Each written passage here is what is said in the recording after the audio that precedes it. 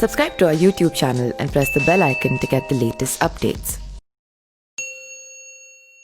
जैसा कि हम सब जानते हैं, भारत के सबसे कीमती रत्नों में से एक कोहिनूर, जिसे गुलामी के दौरान ब्रिटिश लोग भारत से ले गए थे, इसके बारे में ऐसा भी माना जाता है कि स्वयं भगवान कृष्ण ने इस मणि को जामवंत से लिया था। लोगों का ऐसा मानना है कि कोहिनूर की चमक से कई राजाओं के वंश का अंत हो गया था। ऐसा भी माना जाता है कि यह हीरा शापित है और वो भी 13वीं शताब्दी से।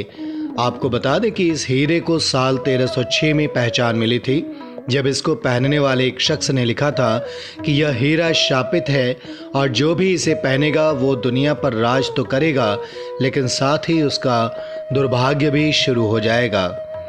14वीं शताब्दी में यह हीरा काकतीय वंश के पास था।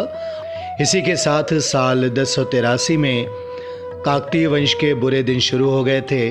बाद में साल 1323 में एक युद्ध के दौरान काकतीय वंश का अंत हो गया। काकतीय वंश के बाद कोहिनूर हीरा साल 1325 से 1351 तक मोहम्मद बिन तुगलक के पास रहा और 16वीं शताब्दी के दौरान कई राजाओं के पास रहा, लेकिन मुग़ल साम्राज्य के सभी राजाओं का इस कोहिनूर हीरे के कारण बेहद ही दुखद अंत हुआ। आपको बता दें कि शाहजहां ने कोहिनूर को अपने मयूर सिंहासन में जड़वाया था और उसके बाद ही उस पर दुखों का पहाड़ टूट पड़ा। 1739 में फारसी शासक नादिर शाह ने मुग़लों पर आक्रमण कर कोहिनूर को भी अपने कब्ज़े में कर लिया था। बाद में नादिर कोहिनूर को अपने साथ पर्शिया ले गया।